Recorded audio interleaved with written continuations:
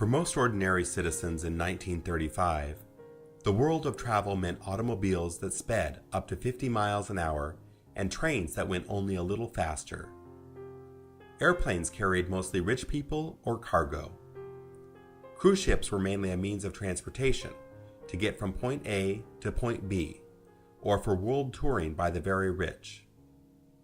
A travel agent's job in those days required extensive knowledge of the world, since domestic travel was not the boom it became following World War II.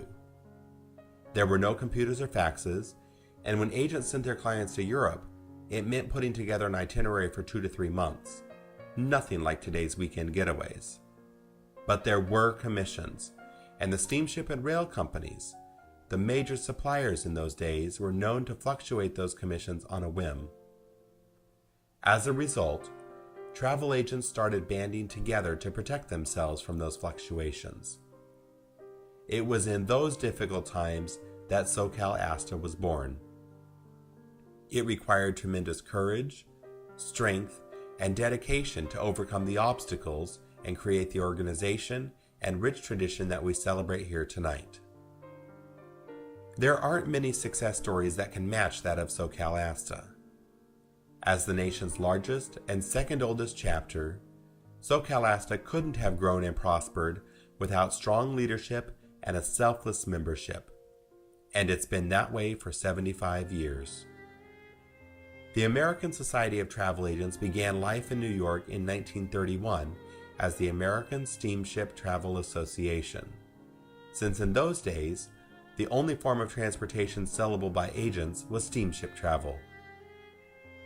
Around that same time, a loose organization called the Travel Agents Guild was forming in Los Angeles. The Guild's humble beginnings included 14 travel agents, including its first president, Francis Murphy, and Henry Mealy of Henry Mealy Travel in downtown Los Angeles.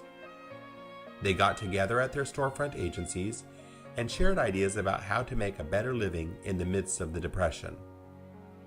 It's strange but true.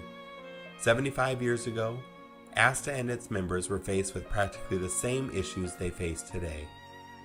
For example, Murphy and Mealy spearheaded efforts to pressure the steamship lines to increase commissions.